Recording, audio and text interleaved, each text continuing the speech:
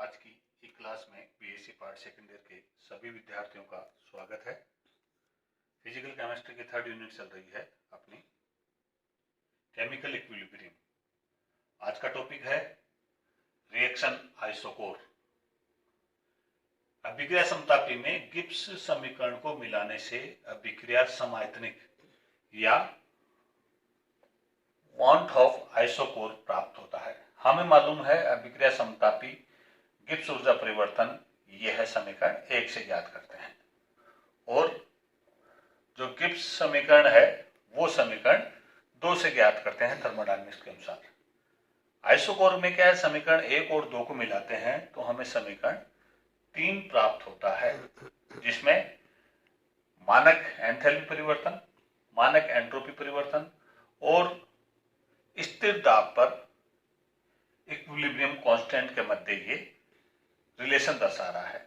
इससे हम स्थिर दाब पर साम्य स्थिरांक का परिकलन करते हैं समीकरण 4 से। समीकरण 4 को यदि हम भिन्न भिन्न दो तापों पे ले T1 और T2 तो समीकरण 5 और 6 प्राप्त होते हैं। समीकरण 6 से समीकरण 5 को घटाते हैं तो हमें समीकरण 7 प्राप्त होता है। ये समीकरण 7 ही अभिक्रिया आइसोकोर को दर्शाता है। समीकरण 9 भी लॉग में परिवर्तित करने पर यह समीकरण 10 प्राप्त हो रहा है और ये अभिक्रिया आइसोकोर कहलाता है किसी भी अभिक्रिया के लिए T1 और T2 ताप पर, अर्थात गिब्स समीकरण या गिब्स मुक्त ऊर्जा और अभिक्रिया ऊष्मा के मध्य संबंध को दर्शा रहा है। नेक्स्ट टॉपिक है क्लेपेरॉन इक्वेशन। क्लेपेरॉन इक्वेशन क्या है, किसी भी कोई तंत्र है और उसकी दो प्रवस्थाएं द्रव तथा वाष्प प्रवस्थाएं साम्य में है, तो किसी रासायनिक साम्य वाले तंत्र में यदि एक ही पदार्थ की दो प्रवस्थाएं विद्यमान हो तो इसके ऊष्मा गति के संबंध को हम क्लेपेरॉन समीकरण द्वारा दर्शाते हैं। माना कि तंत्र में किसी पदार्थ की द्रव तथा वाष्प दो प्रवस्थाएं साम्य में है और द्रव का 1 मोल घर्षण रहित पिस्टन सिलेंडर में भरा रहता है। जैसे ही हम ताप बढ़ाते हैं तो द्रव वाष्प में परिवर्तित हो जाता है। ऐसी स्थिति में माना प्रारंभ में द्रव का आयतन V1 था, जो वाष्प में परिवर्तन होने पर इसका आयतन V2 के बराबर हो जाता है।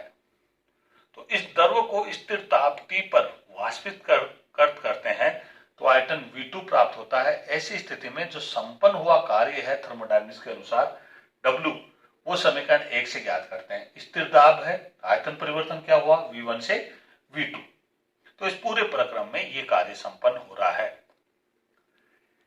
स्थिर आयतन पर T के सापेक्ष समीकरण 1 को अवकलित करते हैं तो समीकरण 2 प्राप्त हो रहा है। स्थिर आयतन पर अर्थात V2 माइनस V1 स्थिर है, तो अवकलन किसका होगा, W का और दाब का, किसके सापेक्ष, T के सापेक्ष।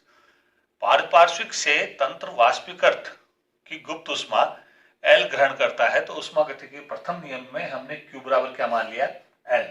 ऐसी स्थिति में डेल E बराबर L माइनस W, और गिब्स हेल्महोल्ट्ज़ समीकरण से हमें मालूम है W प्लस डेल E बराबर T dW अपॉन dt। तो समीकरण 2, 3, 4 से, अर्थात यहां से तो हमने डेल E का मान रखा और समीकरण 1 से 1, 2 से हमने किसका मान रखा, dW अपॉन dt, तो हमें समीकरण 5 प्राप्त हुआ। ये समीकरण 5, इसको हल किया तो W से W कैंसिल, तो L बराबर जो ऊष्मा है बराबर T dP dt V2 minus V1। तो यहाँ dP अपॉन dt का मान ज्ञात करें तो L और ये इसके अपॉन में चले जाएंगे, T V2 माइनस V1। तो समीकरण 7 है वो क्लेपेरॉन समीकरण कहलाता है। समीकरण 7 से हम देखें dP अपॉन dt बराबर del H upon T V2 minus V1, तो ये V1 है वो V2 के सापेक्ष बहुत कम परिवर्तित हो रहा है, अर्थात दोनों में जो अंतर होगा वो dV हो जाएगा और समीकरण 8 प्राप्त होगा। समीकरण 8 में जो डेल्टा H है वो क्या है, संक्रमण की ऊष्मा है, अर्थात एक पदार्थ संक्रमण दूसरी प्रवस्था में परिवर्तित हो रहा है। तो समीकरण 8 भी क्लेपेरॉन समीकरण ही कहलाता है। नेक्स्ट और लास्ट टॉपिक है Clausius Clapeyron equation. Clausius Clapeyron equation में हमने माना कि किसी पदार्थ की द्रव और वाष्प दोनों प्रवस्थाएं साम्य में है, लेकिन वाष्प का जो आयतन V2 है उसके सापेक्ष द्रव का जो आयतन है V1 वो नगण्य है, अर्थात V2 माइनस V1 बराबर लगभग क्या हो गया, V2। ऐसी स्थिति में क्लैपेरॉन समीकरण को हम निम्न प्रकार लिखते हैं, यहाँ V2 माइनस V1 था वो क्या रह गया, V2, अर्थात del P dP upon dt बराबर delta H upon T V2। V2 को हमने V के बराबर मान लिया, अर्थात द्रव की वाष्प आदर्श गैस समीकरण का पालन करती है, और आदर्श गैस समीकरण क्या होता है, PV बराबर RT। तो इस समीकरण से हम V का मान ज्ञात करें तो समीकरण V का मान ये समीकरण 2 से, और समीकरण 2 से V का मान समीकरण 1 में रखें तो समीकरण 3 प्राप्त होता है। समीकरण 3 के सापेक्ष देखें तो यदि हम इसी समीकरण को इस प्रकार लिखें 1 upon P into dP upon dt बराबर d integration P upon dt, अर्थात समीकरण 3 से dP अपॉन dt का मान इस समीकरण 4 में रखें तो समीकरण 3 से हमें मालूम है इसका मान del HP upon RT square है, P से P कैंसिल, तो अर्थात d integration P upon dt बराबर क्या आया, delta H upon RT square. समीकरण जो 6 है यही क्लॉसियस क्लैपेरॉन समीकरण कहलाता है, क्लॉसियस क्लैपेरॉन समीकरण। इस समीकरण में हम डेल्टा H को तो स्थिर मानते हैं और इस समीकरण 6 का समाकलन करते हैं तो हमें यह समीकरण प्राप्त होता है, इंटीग्रेशन P बराबर delta H upon R dt upon T square, और इसको हल करें तो इंटीग्रेशन P बराबर minus del H upon R 1 upon T का T हो गया प्लस C क्या है, समाकलन स्थिरांक।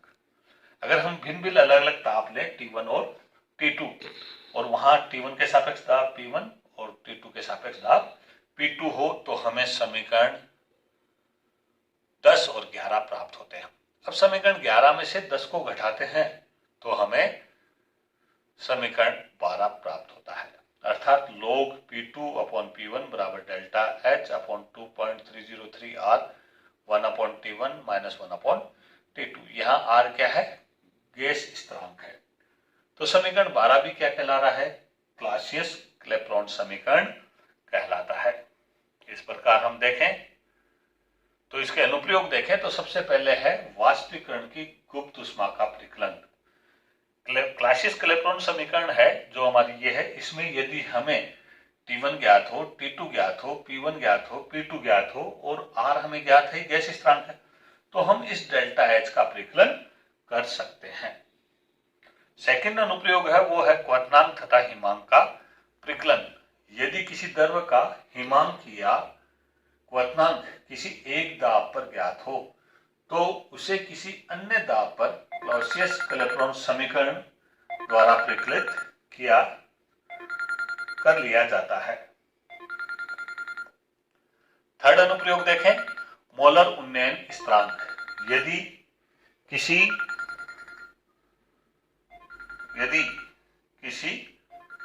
विलय के 100,000 ग्राम में किसी भी विलय के 1 मोल को घोलें तो जो विलायक बना उसका क्वथनांक में जितनी वृद्धि होती है उसे मोलर उन्नयन स्थिरांक का कहते हैं, जिसे Kb द्वारा प्रदर्शित करते हैं।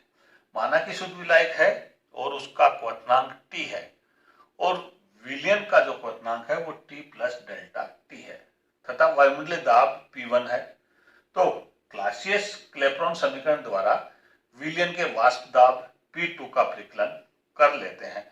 अतः ऐसी स्थिति में इंटीग्रेशन P2 अपॉन P1 बराबर L upon R 1 upon T minus 1 upon T plus delta T, ये क्वथनांक दूसरे का हो गया। ऐसी स्थिति में समीकरण 2 को हम यदि हल करें एक को तो समीकरण 2 प्राप्त होता है। T की तुलना में डेल्टा T का मान अत्यंत कम होने के कारण ये पूरा भी T ही होगा, अर्थात वैल्यू क्या हो जाएगी, delta T upon T square integration P2 upon P1 बराबर L upon R into delta T upon T square. आगे देखें तो इंटीग्रेशन P2 अपॉन P1 बराबर integration 1 plus P2 minus P1 upon P1 बराबर P2 minus P1 upon P2। अर्थात समीकरण 3 और 4 से देखें तो इसकी वैल्यू के बराबर ये वैल्यू रखी P2 minus P1 upon P1 बराबर L upon R into delta T upon T square. अर्थात यदि हम देखें तो P2 व P1 में बहुत कम अंतर होता है, अर्थात P1 की जगह हम P2 भी लिख सकते हैं और इसके बराबर क्या हो जाएगा ये। तो इस P2 minus P1 upon P2 बराबर क्या वैल्यू प्राप्त होगी L upon R into delta T upon T square, जो कि समीकरण 6। और ये हम देखें राउल्ट नियम के अनुसार, तो राउल्ट नियम के अनुसार ये आदर्श गैसों के लिए वाष्प दाब का आपेक्षिक अवनमन है या तनु विलयनों के लिए। तो ऐसी स्थिति में राउल्ट नियम के अनुसार इसके बराबर क्या होता है P2 minus P1 upon P2 बराबर N upon capital N, small n upon capital N। तो इस समीकरण 7 और 6 से देखें तो N अपॉन कैपिटल N बराबर L delta T upon R T square, और डेल्टा टी क्या है जो क्वथनांक में परिवर्तन हुआ है, अर्थात डेल्टा टी बराबर N R T square upon N L। N बराबर क्या है W upon M, small w upon small m, अर्थात ये क्या है मैन ये है विलय। और यहाँ कैपिटल N बराबर क्या है capital W upon capital N, ये है विलायक। तो ऐसी स्थिति में समीकरण 9 से हमें ये समीकरण 10 प्राप्त होगा, अर्थात n स्मॉल n और इस कैपिटल N दोनों की वैल्यू रख दी हमने, तो समीकरण 10 प्राप्त हुआ। यदि विलय का एक मोल ले अर्थात small w upon small m बराबर तो 1 तथा विलय के 1000 ग्राम ले अर्थात कैपिटल W बराबर 1000 ग्राम, तो समीकरण 10 से हम ये ज्ञात कर सकते हैं क्या डेल्टा टी इसके बराबर तो 1 हो गया, कैपिटल W बराबर 1000 रख दिया into R T square upon L, तथा हमें मालूम है प्रति ग्राम वाष्पीकरण की गुप्त ऊष्मा स्मॉल l से दर्शाते हैं, अर्थात L अपॉन M। M क्या है अणुभार है, प्रति ग्राम वाष्पीकरण की ऊष्मा गुप्त ऊष्मा कहलाती है, जिसे स्मॉल l से दर्शाते हैं। तो ये वैल्यू समीकरण 11 में रखी तो ये प्राप्त हुआ हमें समीकरण 12, अर्थात डेल्टा टी बराबर R T square upon 1000 into L.